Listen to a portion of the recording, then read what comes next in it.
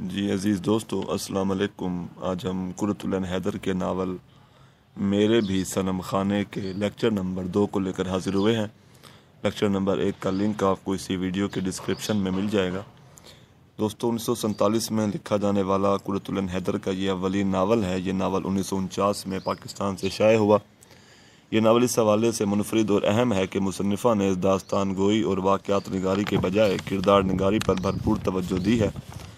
Novel کا عنوان اقبال کے ایک شعر سے مستعار لیا گیا ہے اور ناول کے عنوان کے تحت ناول کو درج ذیل مراحل سے گزرتا ہوا یہ ناول محسوس ہوتا ہے۔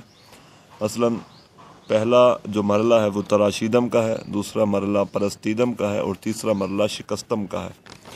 مصنفہ سیدھے سادے روایتی انداز میں ناول لکھنے کی قائل نہیں ہے۔ انہوں نے اس ناول میں وقت کے بہاؤ اور اس کے اثرات کے ساتھ ساتھ تقسیم برصغیر کے المیے کو بڑے فلسفیانہ انداز میں کرداروں کے ذریعے کامیاب انداز میں پیش کیا ہے۔ اس ناول کا موضوع برطانوی عہد میں اودھ کے جاگیردار طبقے کا زوال اور اس کی تہذیبی موت کا المیہ ہے۔ بعض ناقدین اس ناول کو ناول ماننے سے انکاری ہیں کہ ایک خاص انداز کے ماحول، فضا اور ہیرو ہیروئن کے بغیر فنی طور پر ناول نہیں بنتا۔ بعض ناقدین اسے محض مختلف تقریبات اور پارٹیوں کی ایک روداد مانتے ہیں۔ زیاد احمد اپنے تحقیقی مقالے قرۃ العین حیدر کی ناول نگاری میں لکھتے ہیں، انہوں نے وقت کے بہاؤ کے ساتھ ساتھ تقسیم ہند کے المیے کو فلسفیانہ انداز میں پیش کرنے کی ایک کامیاب کوشش کی ہے۔ اس میں انہوں نے اس بات کو واضح کرنے کی کوشش کی ہے کہ کس طرح لکھنؤ کی مٹتی ہوئی تہذیب کے وارث بدحال ہوئے اور جاگیردارانہ نظام ختم ہونے کے بعد کن مشکلات کا انہیں سامنا کرنا پڑا۔ قرۃ العین حیدر کا یہ ناول دراصل تقسیم کے نتیجے میں صدیوں سے قائم ثقافتی اور تہذیبی روایات اور اقدار کی شکست و ریخت کا نوحہ ہے۔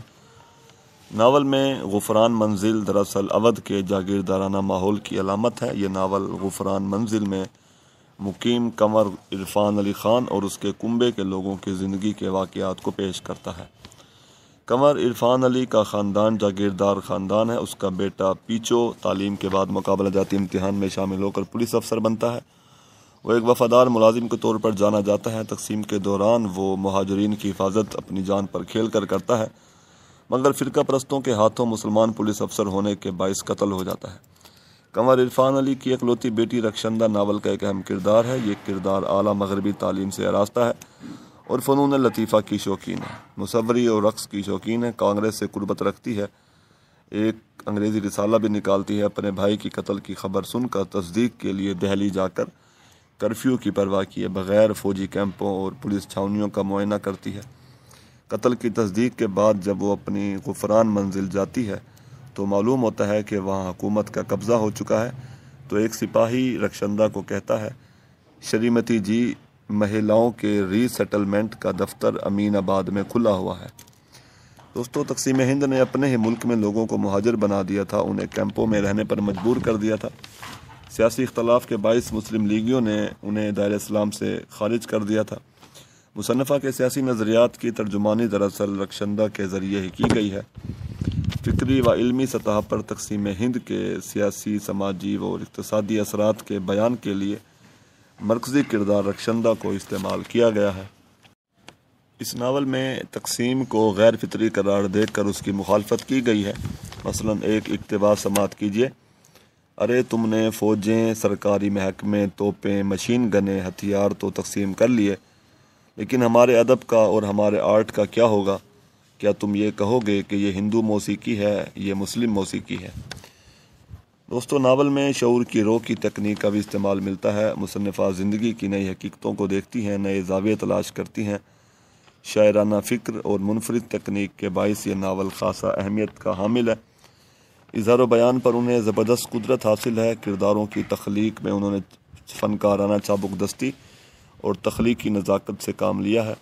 ناول کے کردار پڑھے لکھے ہیں، عام سطح سے بلند ہو کر کبھی کبھی گفتگو کرتے ہیں۔ انگریزی گویا ان کے لیے روزمرہ کی حیثیت رکھتی ہے۔ ان کے خاص استعارے متاثر کن ہیں، مکالموں میں انگریزی الفاظ اور فکروں کا استعمال بھی کرتی ہے۔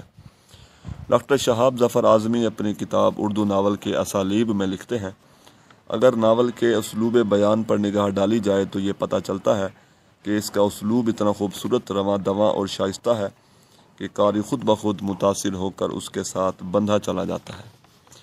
بعض ناقدین مرکزی کردار رخشندہ کو دراصل قرۃ العین حیدر کی پرچھائی قرار دیتے ہیں۔ ان کے نزدیک یہ ناول رخشندہ سے زیادہ قرۃ العین حیدر کی کہانی ہے۔ زیاد احمد اپنے تحقیقی مقالے قرۃ العین حیدر کی ناول نگاری میں لکھتے ہیں، قرۃ العین حیدر کے اس ناول میں حقیقت پسندی بے خوفی، سیاسی معاشی بدحالی کے مسائل کو بہت ہی بے باکی اور فنکارانہ مہارت سے پیش کیا ہے۔ شکریہ۔